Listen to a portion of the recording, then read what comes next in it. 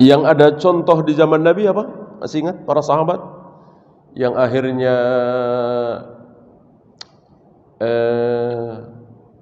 ada yang bermimpi. Ada seorang sahabat yang bermimpi bertemu dengan seorang Yahudi. Sahabat ini mengatakan, wahai Yahudi, sebetulnya kalian ini sebaik-baik umat, tapi sayang kalian mengucapkan Uzair anak Allah. Itu yang membuat kalian terpuruk dan terancam kekal di neraka selama-lamanya.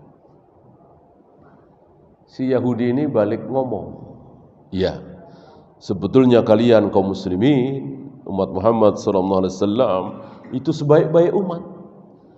Kalau kalian tidak mengucapkan Masya Allah wa sya'a Muhammad, Masya Allah wa sya'a Muhammad, kalian sering mengucapkan itu, ya. Dan para sahabat memang beredar di tengah sahabat, Masya Allah wa sya'a Muhammad, Masya Allah wa sya'a Rasulullah. Tidak selang lama, masih dalam mimpinya itu, si sahabat ini bertemu dengan orang Nasrani. Si sahabat mengatakan, wahai Nasrani, kalian ini umat yang baik. Seandainya kalian tidak mengatakan Nabi Isa itu, Yesus itu anak Allah. Si Nasrani ini menimpali persis seperti si Yahudi tadi. Kalian pun umat terbaik, tapi sayang kalian mengucapkan Masya Allah wa sya'a Rasulullah. Pagi hari diceritakanlah mimpi ini kepada Nabi SAW, dan itu kebiasaan para sahabat, ya. Kebiasaan para sahabat ketika bermimpi sesuatu yang seolah mengandung sesuatu, ya, diceritakan pagi harinya kepada Nabi SAW, lalu Nabi mentakwil mimpi itu. Ya. Demi mendengar mimpi, termasuk azan kan? Abdullah bin Zaid bin Abdi Rabbih itu kan yang pertama kali mendengar lafaz azan. Allahu Akbar, Allahu Akbar, Allahu Akbar, Allahu Akbar, asyhadu an la ilaha illallah, asyhadu an la ilaha, lafaz azan lah, ya. Dalam mimpi. Pagi harinya disampaikan kepada Nabi SAW, lalu dari mimpi itu Nabi memerintahkan kepada Bilal, Ibnu Umi Maktum, Abu Mahdurah, muadzin Nabi ini untuk melafalkan azan persis seperti lafaz yang ada dalam mimpi Abdullah bin Zaid bin Abdi Rabbi. Ya. Kembali ke mimpi yang tadi. Pagi harinya si sahabat ini menceritakan kepada Nabi SAW, tidak selang lama Nabi langsung naik mimbar. Nabi mengatakan, sudah lama aku ingin melarang kalian mengucapkan Masya Allah wa sya'a Rasulullah, Masya Allah wa sya'a Muhammad. Ya. Setelah mimpi sahabat ini, aku larang kalian dari hari ini mengucapkan Masya Allah wa sya'a Muhammad. Tidak boleh. Kalau mau, Masya Allah thumma sya'a Rasulullah. Jadi ada lafaz thumma, karena waw dalam kaidah bahasa Arab sebelum dan sesudahnya sama. Ya. Saya makan pisang dan jambu. Mau dibalik, saya makan jambu dan pisang, enggak masalah, enggak merubah arti. Wow. Ya. Saya makan pisang dan jambu, bukan berarti pisang duluan baru jambu, belum tentu. Ya. Dalam kaidah bahasa Arab, ya. Mungkin bahasa Indonesia mungkin seperti itu, ya. Kalau mau berurutan tidak boleh pakai wa, tapi pakai thumma. Thumma kan kemudian. Saya makan pisang kemudian jambu, pasti pisang dulu baru jambu. Ya. Masya Allah thumma Rasulullah, Allah dulu. Ini semua terserah Allah, kemudian terserah engkau. Ya, gimana keputusan kita, ya? Kita jadi ambil atau tidak? Kita boleh jawab. Ini semua diambil atau tidak terserah Allah, kemudian terserah bapak. Ya, nggak boleh terserah Allah dan bapak. Apalagi terserah bapak saja. Ya. Kalau dalam ucapan barangkali, dalam keyakinan tidak boleh. Ya. Walaupun atasan kita, bahkan raja kita bertekad mau mengambilnya, tapi kalau Allah tidak menghendaki, nggak mungkin terjadi. Ya.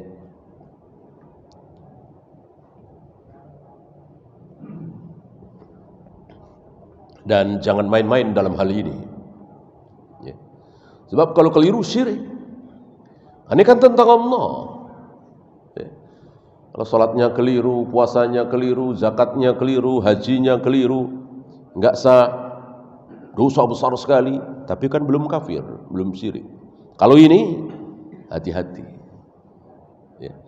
Cuman mengatakan demi Allah, demi Rasulullah, kan enteng sekali itu. Syirik. Terancam seluruh amal kita hapus. Dan terancam kekal di neraka selama-lamanya. Ya.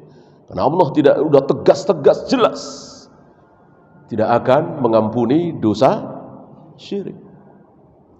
Innallaha la yaghfiru ay yushraka bihi wa yaghfiru ma duna dzalika liman yasha. Allah tidak akan mengampuni dosa orang yang berbuat syirik. Allah akan mengampuni dosa apapun selain syirik bagi yang Allah kehendaki. Ya walaupun syirik, kalau Allah menghendaki gimana? Enggak, Allah sudah bilang enggak akan. Gitu. Yang ada kemungkinan aku ampuni, walaupun kemungkinan ya, itu berzina, minum khamar, berjudi, korupsi, membunuh, membantai dan seterusnya. Pokoknya di luar syirik. Adapun syirik aku enggak akan mengampuni. Tegas, jelas. Ya. Walaupun syiriknya itu sekedar ucapan di lidah yang enggak sampai semenit. Ya seperti tadi kan, demi Allah, demi Rasulullah. Ya. Semoga Rasulullah mau membantu kita dari dalam kuburnya. Ini kan enggak sampai semenit ucapan ini. Kalau dia meyakini bahwa Rasulullah bisa menolong kita dari dalam kuburnya, syirik. Terancam kekal di neraka selama-lamanya. Lalu bagaimana ada saudara-saudara kita yang mengatakan sekarang udah enggak waktunya lah dakwah tauhid. Bentar-bentar tauhid syirik, udah enggak waktunya. Gimana enggak ada waktu? Ya, ini waktunya dan sampai hari kiamat. Dakwah tauhid nomor 1. Ya. Memang hari ini sudah bertauhid semua, sudah faham semua apa itu tauhid rububiyah, uluhiyah, asma wa sifat. Berapa banyak saudara-saudara kita yang enggak faham? Ada tauhid rububiyah, ada tauhid uluhiyah, ada tauhid asma wa sifat. Sementara Abu Jahal, Abu Lahab saja, kafir Quraisy saja faham dan meyakini tauhid rububiyah. Al-Quran jadi saksi. Wala in sa'altahum man khalaqas samawati wal ard la yaquluna Allah. Muhammad, jika engkau tanyakan kepada mereka, yang dimaksud Abu Jahal, Abu Lahab, kafir Quraisy, siapa yang menciptakan langit? Siapa yang menciptakan bumi? Siapa yang menurunkan hujan? Siapa yang menghidupkan, mematikan? Siapa yang memberi rizki? Abu Jahal, Abu Lahab pasti menjawab Allah. Enggak mungkin Lata Uzza menjawab, enggak mungkin Abu Jahal, Abu Lahab menjawab, oh Lata, oh Uzza, enggak, Allah. Ya. Lata Uzza itu hanya dipakai oleh Abu Jahal, Abu Lahab dalam tauhid uluhiyah. Tauhid rububiyah enggak dipakai. Artinya tauhid rububiyahnya Abu Jahal, Abu Lahab benar. Al-Quran jadi saksi. Dan itu belum cukup. Artinya walaupun mati dalam keadaan tauhid rububiyah, Abu Jahal, Abu Lahab kekal di neraka selama-lamanya. Karena tauhid uluhiyahnya batal, apalagi asma wa sifatnya. Ya.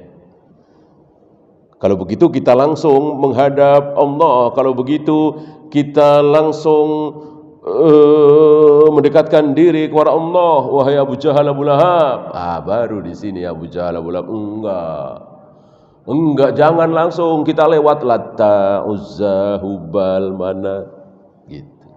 Lewat mereka-mereka ini kita bisa baru dekat dengan Allah. Itu hakikat syiriknya Abu Jahal, Abu Lahab. Ya. Ada enggak saudara-saudara kita yang mirip-mirip begitu? Ya. Langsung kita dekatkan diri pada jangan. Ya. Kita lewat kuburan orang-orang soleh. Ya. Jadi kita ke Banten, kita ke Demak, kita ke Cirebon, ya. Agar apa? Agar kita lebih dekat dengan Allah. Mereka-mereka para wali yang sudah wafat ini orang-orang bersih, orang-orang suci. Kita kan kotor nih. Gak bisa kita langsung ke Allah. Kita harus lewat orang-orang suci. Persis keyakinan Abu Jahal, Abu Lahab. Antum tahu Lata, Uzza, Hubal, Manat siapa? Tahu ya? Mereka adalah orang-orang soleh. Orang-orang soleh, keturunan Nabi Ibrahim, Nabi Ismail, nenek moyang Abu Jahal, Abu Lahab, berada di Mekah di situ, menyembah Allah, mengajarkan ilmu, mengajak kepada tauhid dan seterusnya dan seterusnya. Ya, wafat. Lalu diingat-ingat, dihormati, dimuliakan dalam bentuk patung. Ya. Abu Jahal, Abu Lahab menyembah Lata, Uzza, Hubal, Manat? Enggak. Lihat awal-awal surat Az-Zumar. Ma na'buduhum illa liyuqarribuna ila Allahi zulfa. Abu Jahal, Abu Lahab mengatakan, ma na'buduhum, kami tidak menyembah mereka. Kami tidak menyembah Lata, Uzza, Hubal, Manat, tidak, illa liyuqarribuna ila Allahi zulfa. Kami hanya jadikan mereka-mereka itu perantara agar kami semakin dekat dengan Allah. Nggak bisa langsung mendekatkan diri kepada Allah, mesti lewat orang-orang soleh yang sudah mati itu. Lata, Uzza, Hubal, Manat dan seterusnya. Itu rusaknya Abu Jahal, Abu Lahab di situ. Bukan anti Allah, anti Tuhan, nggak mau menyembah Allah, nggak mau memuliakan Allah, keliru. Abu Jahal, Abu Lahab sangat cinta kepada Allah, memuliakan Allah, menyembah Allah, tapi caranya salah. Ya, tahulah kita bahwa niat baik tidak otomatis sampai surga. Niat baik bisa sampai neraka kalau caranya tidak benar. Niat baik, caranya juga harus baik, harus benar. Nah, cara yang benar, yang baik cuman ada satu. Cara siapa? Cara Rasulullah SAW, ya, yang diteruskan oleh para sahabat tentunya. Ya. Maka syahadat kita satu apa dua? Syahadat kita satu apa dua? Dua, la ilaha illallah Muhammadur Rasulullah. Seandainya syahadat kita cuma satu, la ilaha illallah, barangkali yang penting niat baik. Seperti tarekat-tarekat sufia kan begitu. Yang penting niat baik karena Allah. Muhammad Rasulullah enggak mereka amalkan. Mau Nabi contohkan atau tidak, enggak masalah. Ada sunnahnya dari Nabi apa tidak, enggak masalah. Bahkan Nabi enggak kenal, enggak masalah. Yang penting tujuan kita Allah. Itu sebagian tarekat kan seperti itu. Kita Ahlus Sunnah mengikuti Rasul dan para sahabat.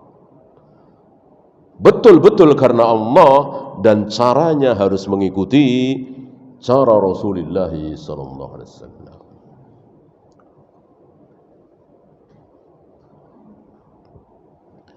Beda dengan cara Rasul, tertolak. Ya. Kemudian beliau bahas tentang ayyuhuma afdal, al-ilmu amil jihad fi sabilillah. Mana yang lebih utama, ilmu apa jihad? Beliau mengatakan al-ilmu afdalu minal jihad. Ilmu itu lebih afdal, lebih utama dari jihad. Apalagi di saat-saat tertentu. Ya. Kebodohan merajalela, bid'ah menyebar, Hampir-hampir kaum muslimin tidak bisa membedakan mana hadis sahih, mana hadis dhaif. Hampir-hampir kaum muslimin terjerumus ke dalam syirik dan bid'ah seperti yang kita saksikan hari ini. Maka mencari ilmu tentu ilmu yang hak, ilmu yang sunnah, ilmu yang diajarkan oleh Nabi SAW, itu jauh lebih mulia, lebih baik daripada jihad. Buat apa jihad, menang, berkuasa, tapi penuh dengan syirik dan bid'ah? Buat apa? Kaum muslimin menguasai dunia, taruhlah ya. Orang-orang kafir menjadi jajahan kaum muslimin. Seperti yang terjadi 1000 tahun yang lalu, 900 tahun yang lalu kan begitu. Orang-orang kafir itu dijajah oleh kaum muslimin. Ya. Kaum muslimin mendatangi negeri-negeri kafir. Ya. Kalau kaum muslimin enggak mendatangi, ya kaum muslimin negeri Islam cuma Mekah, Madinah. Ya. Diawali oleh Nabi SAW, pasukan muslim dikirim oleh Nabi ke Rom, ke Romawi. Waktu itu beribu kota di Syam. Ya. Bahkan diawali oleh beliau sendiri memimpin pasukan perang Tabuk. Perang Tabuk. Beliau nantang, ya kan? Siapa yang ditantang? Superpower dunia hari itu, Romawi, di bawah kepemimpinan Heraklius. Nabi menyebut Heraklius. Nabi wafat, diteruskan oleh pasukan yang dipimpin oleh anak muda belasan tahun, 17 atau 18 tahun, Usamah bin Zaid. Kemudian Khalid bin Walid dalam perang Yarmuk. Ya, sepeninggal Nabi, sepeninggal Abu Bakar, terus dikirim. Maka jadilah negeri-negeri kafir itu menjadi negerinya kaum muslimin. Dikuasai, dijajah oleh kaum muslimin. Mesir, Irak, Syam, Yaman. Syam meliputi Damaskus, Yordan, Palestina. Sekarang berapa negara itu? Dulu cuma satu provinsi, Provinsi Syam. Sekarang berapa negara? Ya. Terus 100 tahun, 200 tahun, 300 tahun, 400 tahun, terus sampai kira-kira 600 atau 700 tahun kaum muslimin melempem. Kaum muslimin melempem, enggak mendatangi negeri-negeri kafir lagi. Enggak mendatangi negeri-negeri kafir lagi. Sibuk dalam negeri istilahnya. Maka 400 tahun yang lalu, 500 tahun yang lalu, gantian. Kaum muslimin, negeri-negeri muslim didatangi oleh orang-orang kafir. Termasuk negeri kita ini. Belanda ke Indonesia, Inggris ke Malaysia, Perancis ke Aljazair, Italia ke Mesir, ya, dan seterusnya ke Libya. Orang-orang kafir mendatangi negeri-negeri muslim. Ya, belum lama kan negeri-negeri muslim merdeka. Kita 1945, ada yang 1950, ada yang 1960. Sebelumnya dijajah, kita enggak tanggung-tanggung 350 tahun. Ya. Padahal katanya orang-orang Indonesia, terutama Jawa Timur, Blitar, Banten, ahli nyantet. Disantet dari jarak jauh, mati, kebakar. Ya. Kenapa itu Dendles nggak disantet? Orang-orang Belanda itu kenapa nggak disantet-santetin biar pada mati? Ini 350 tahun dijajah. Ya, gara-gara apa? Gara-gara kaum muslimin tidak mau menjajah. Gitu. Jadi pilihannya cuma satu, menjajah apa dijajah. Gitu. Muslim dengan kafir itu. Ya. Apalagi kaum muslimin dengan Yahudi, belum pernah Muslim maju, Yahudi maju beriringan, nggak ada. Ya. Atau Muslim lemah, Yahudi lemah, senasib, nggak ada. Yang ada Muslim jaya, Yahudi lemah. Yahudi jaya, Muslim lemah. Sekarang ini. Ya. Masih ingat kisah Ibnu Hajar al-Asqalani ketika beliau menjadi qadhi? Ini masih zaman kejayaan Islam ya. Beliau bertemu dengan orang Yahudi. Qadhi, beliau luar biasa ya. Ya, mendapat tunjangan yang luar biasa dari negara. Dengan pakaian yang bagus, kendaraan yang bagus. Qadhi. Bertemu dengan Yahudi penjual minyak, compang-camping. Ya, terjadi dialog. Ini satu contoh. Ya. Di sini. Dan kenapa kaum muslimin lemah? Saya kira sudah sering kita jawab. Ya. Bukan karena kaum muslimin tidak mau belajar senjata, tidak mau belajar ilmu ekonomi, tidak mau belajar tentang sains teknologi. Enggak. Kaum muslimin lemah karena dilemahkan oleh Allah. Kenapa dilemahkan oleh Allah? Karena banyak berbuat maksiat. Terutama maksiat terbesar apa? Syirik. Dan itu terjadi di mana-mana. Belum pernah ada dalam sejarah kaum muslimin mayoritas syirik lalu berkibar, menang, kaya. Yang ada sebaliknya. Ketika negeri muslim kok penuh dengan syirik, antum lihat contohnya. Negeri-negeri mana yang penuh dengan syirik? Ya, yang jimat, yang sesajen, yang ini, yang itu. Kemudian Allah jayakan? Tidak. Sekarang bandingkan dengan negeri yang bertauhid. Mayoritas kaum muslimin di negeri itu bertauhid. Ya. Saya yakin antum pasti tahu negeri mana itu. Betul-betul dijaga kesyirikan jangan sampai terjadi. Terlalu lama di depan makam Nabi langsung diusir. Haram, syirik. Terlalu lama di Hijr Ismail, terlalu lama di Hajar Aswad, menempel di Ka'bah, diusir. Haram. Ya. Bandingkan keadaannya, jauh sekali. Ini janji Allah. Jadi jalan keluar bagi kaum muslimin hari ini apa? Bertauhid. Setelah itu menjalankan sunnah, mengikuti sunnah Nabi alaihi salatu wassalam. Ya. Adapun belajar teknologi, persenjataan, nuklir, kedokteran, itu masalah teknis. Ya, kecil. Ya.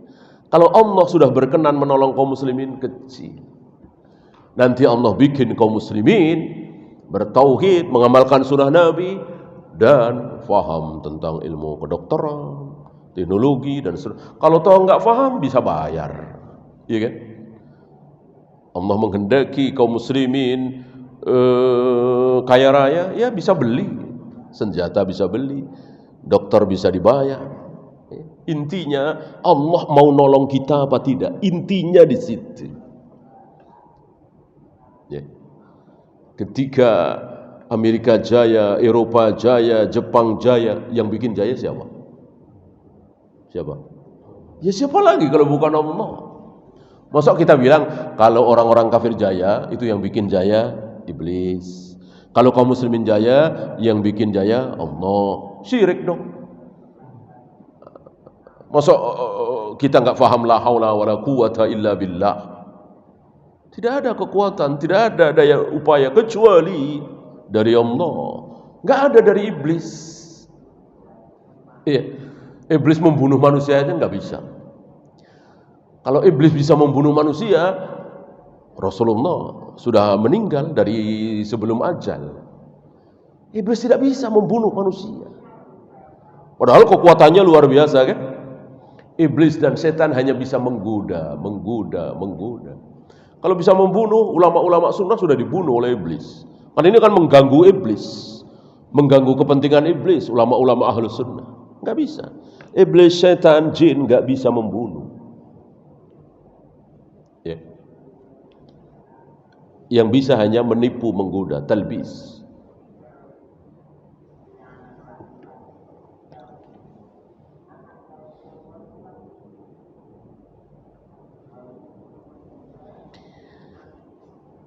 Wa hunaka salasatu umur tuhaddimu ala talabil ilm.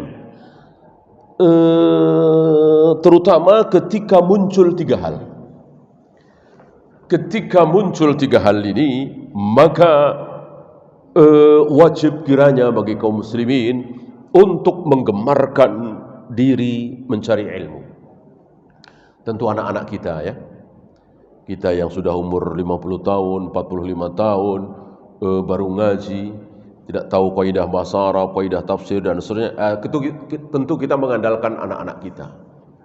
Kan nggak bisa mencari ilmu itu sebulan, 2 bulan, setahun, 2 tahun kemudian jadi ulama. Nggak mungkin. Harus dari kecil. Nggak ada ulama yang belajar ilmu itu dadakan. Dari kecil. Ya. Kalau ingin faham agama, bisa duduk di majelis ilmu yang benar, yang sunnah. Ya. Kemarin-kemarin nggak faham, sekarang faham. Kemarin-kemarin nggak tahu kalau salawat nariyah itu mengandung kesyirikan, sekarang tahu. Itu bisa sebulan 2 bulan. Ya. Tapi untuk membantah ini bid'ah, ini nggak ada sunnahnya dan seterusnya, tentu harus dari kecil. Ya. Kalau antum tahu bagaimana kecilnya Imam Ahmad, kecilnya Imam Syafi'i, kecilnya Syekh Albani, ya, menangis kita barangkali ya, luar biasa. Jadi perjuangan mereka itu dari kecil. Syekh Albani harus meninggalkan Albania bersama ayahnya Muhammad bin Nuh An-Najati karena Ahmad Jugo waktu itu presiden Albania betul-betul anti-Islam, betul-betul anti terhadap kaum muslimin. Maka berpindah. Akhirnya beliau dibawa oleh orang tuanya ke Damaskus, ke Yordan, ya, Urdun. Jadilah ulama besar. Ya. Imam Syafi'i itu ibunya sampai minta maaf sama guru ngajinya, istilah kita guru ngaji, kutam. Ya. Karena apa? Karena tidak sanggup memberikan sesuatu pada gurunya. Mungkin usia TK gitu ya, TPA kalau di kita. Karena kan ayahnya sudah tidak ada, lahir dalam keadaan yatim dan seterusnya dan seterusnya. Luar biasa, betul-betul dari kecil. Nah, maka anak kita, cucu kita didik dari awal. Istilah kita ya pesantren, apalagi ya, atau sekolah Islam yang sunnah tentunya, bukan yang bid'ah.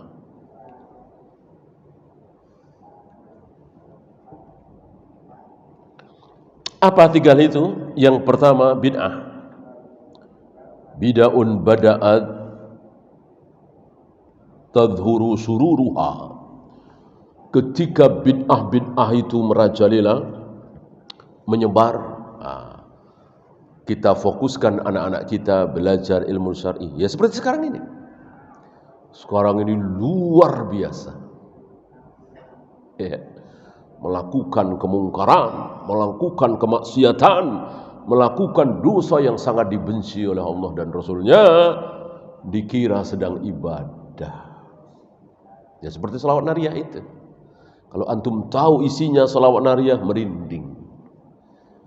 Karena mensejajarkan antara Allah dengan Rasulullah. Wa tunalu bihi rogoibu. Dengan Rasul, keinginan-keinginan bisa terkabul. Bukan dengan Rasul, dengan Allah. Yang bisa mengabulkan segala keinginan hanya Allah, bukan Rasulullah. Rasulullah nggak bisa. Berapa banyak keinginan beliau tidak terlaksana. Ya. Sudah di depan mata lagi. Sudah di depan mata, bawa pasukan, bawa para sahabat, mau haji. Ya. Enggak kesampaian. Dan terpaksa pulang lagi kembali ke Madinah. Sampai, karena dihalang-halangi oleh Abu Sufyan. Abu Sufyan masih kafir waktu itu. Sampai Umar emosi.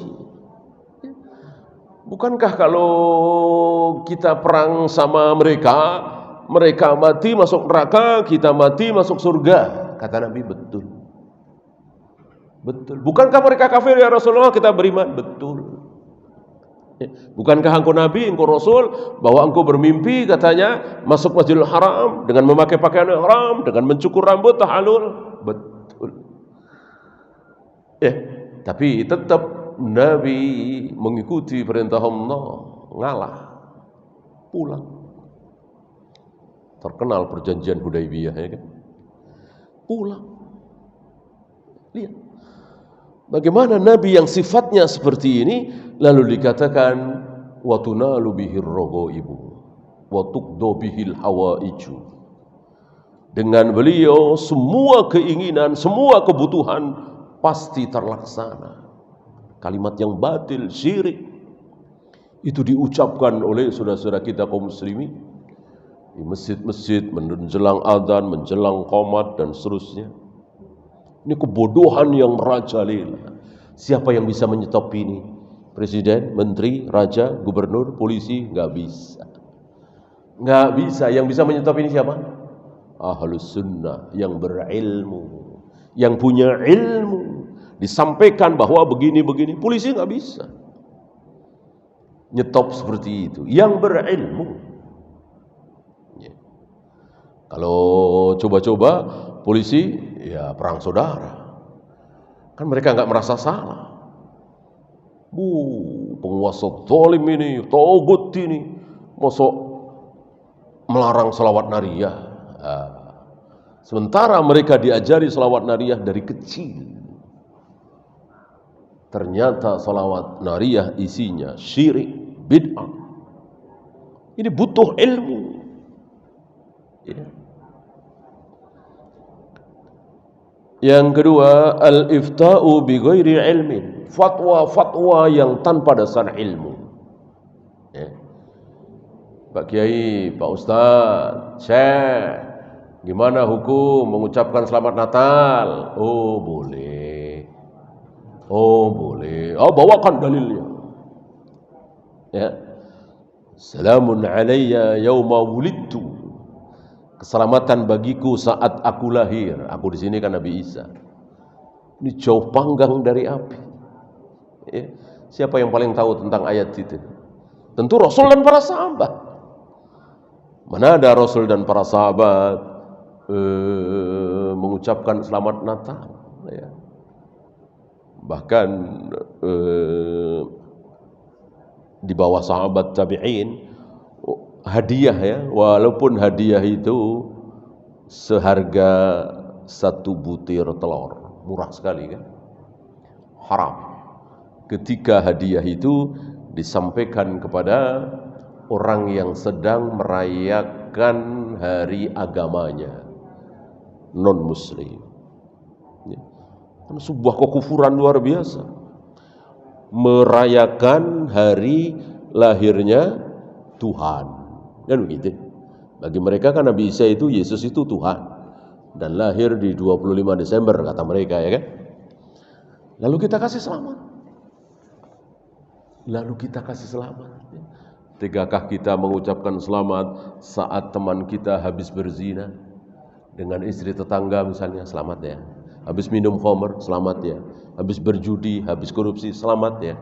Padahal itu semua, berzina, minum khamr, berjudi, masih ada harapan masuk surga apa enggak? Masih. Kita enggak tega, enggak boleh, haram mengucapkan selamat. Apalagi ini merayakan hari lahirnya Tuhan, yang tentu tidak ada harapan masuk surga secuil pun. Kalau mereka tidak bertaubat tentang hal ini, kalau tidak masuk Islam, kita kasih selamat. Inna lillahi wa inna ilaihi raji'un. Ini fatwa-fatwa seperti ini. Gimana bunga bang, halalkah dimakan? Halal. Ya. Fatwa-fatwa tanpa ilmu luar biasa sedang beredar, sedang terjadi.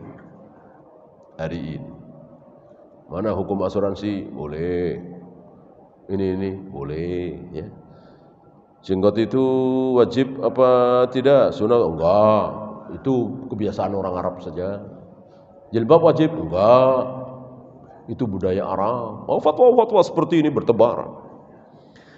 Nah, maka mencari ilmu syar'i yang sesuai dengan sunnah Nabi alaihi salatu wassalam sangat-sangat dibutuhkan. Nah, sekali lagi, yang bisa menghancurkan bid'ah adalah ahli ilmu, bukan kekuasaan. Wallahu a'lam. Sudah masuk waktu? Silakan azan dulu. Wassallallahu ala Muhammadin sallallahu alaihi wasallam wa akhiru da'wana alhamdulillahi rabbil alamin.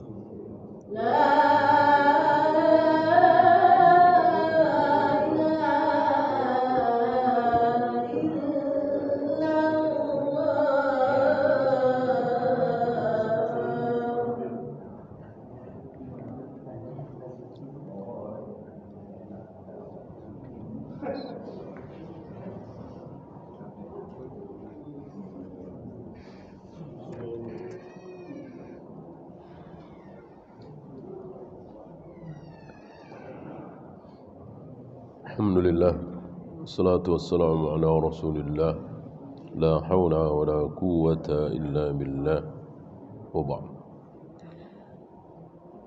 Ada pertanyaan? Ya. Tadi kata Ustaz Abu Lahab. Ya. Melakukan ibadah itu maksudnya dia melakukan ibadah itu ibadah sholat tapi dengan perkara tadi Ibadah menyembah Allah. sholat sama kayak kita Pak. Ya, tidak, ibadah hanya. Ibadah kan bukan cuma sholat ya. Ya nggak tahu seperti apa gerakannya. Ya, yang jelas dia Abu Jahal Abu Lahab itu melakukan ritual. Dalam ritual ini yang disembah siapa? Allah. Allah. Ya, dengan cara yang salah tadi. Dan bagi mereka tidak boleh dan mereka nggak mau langsung ke Allah, tapi mesti lewat patung-patung orang soleh itu.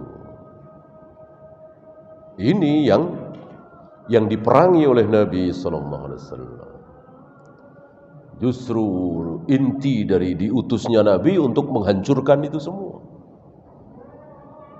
Tapi Nabi tahu diri, Nabi sabar. Ketika belum mampu, beliau tahan. Ya. Berapa tahun? Berapa tahun? Berapa tahun? 13 tahun. Kayak apa coba? Bayangkan. 13 tahun melihat kesyirikan di mata beliau. Sudah jadi nabi ya, kecuali beliau belum jadi nabi. Ya. 13 tahun.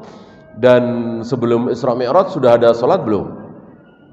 Sudah. Tapi 2 rakaat, 2 rakaat, 2 rakaat. Ya. Nah, Nabi sholat di sekitar Ka'bah itu 2 rakaat. Belum ada sholat duhur, sholat maghrib, sholat isya, sholat subuh, belum ada. Ya, yang ada 2 rakaat, 2 rakaat, 2 rakaat.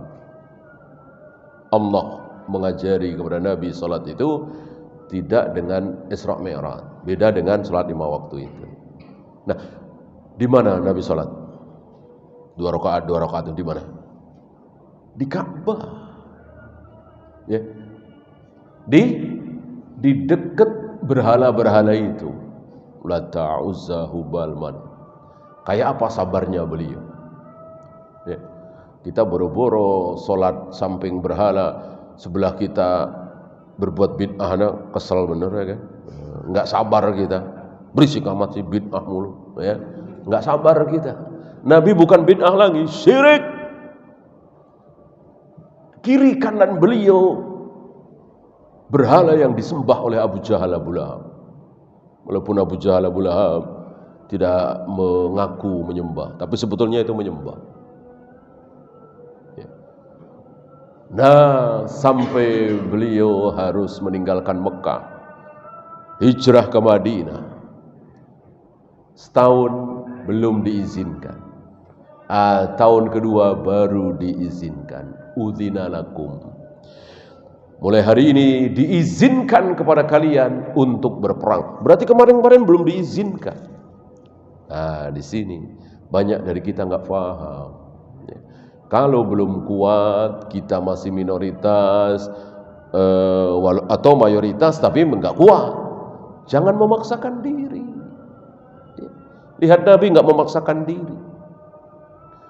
Padahal kalau Nabi ngikutin emosi ini, kalau Nabi mau taruhlah membunuh Abu Jahal Abu Lahab, bisa, ya kan?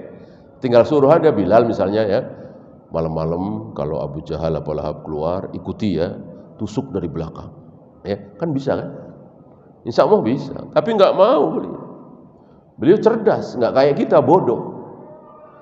Ya, kalau melakukan itu bodoh, sangat bodoh. Betul Abu Jahal atau Abu Lahab mati, ya dibunuh. Besoknya habis kaum muslimin. Seperti di Palestina. Seperti di Palestina. Itu orang-orang Palestina membunuh satu tentara Yahudi, bisa nggak? Bisa lah. Bawa aja belati kecil gitu ya. Nah, pura-pura dekat sama tentara Yahudi, tusuk, mati. Dan itu terjadi kan? Besoknya satu perkampungan kaum muslimin dibombardir. Ini kan namanya maksain, nggak cerdas. Iya kan? Yang cerdas udah akui kekalahan, diem dulu. Bukan saatnya melawan, susun kekuatan sebagaimana dicontohkan oleh Nabi sallallahu alaihi wasallam. Susun kekuatan di Madinah. Sudah ada kekuatan, baru tantang itu Abu Jahal Abu Lahab di Badar. Walaupun awalnya beliau juga nggak tahu kalau akan terjadi peperangan kan. Nah, luar biasa Allah berikan kemenangan. Nggak tanggung-tanggung Abu Jahal tewas. Ya, di perang Badar itu. Ya. Utbah bin Rabi'ah, Syaibah bin Utbah, tokoh-tokoh kafir Quraisy mati. Allah berikan kemenangan. Wallahu a'lam.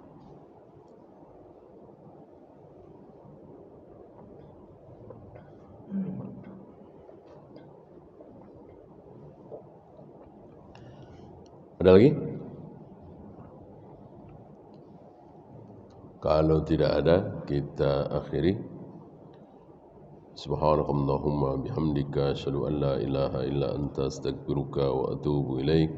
Assalamualaikum warahmatullahi wabarakatuh.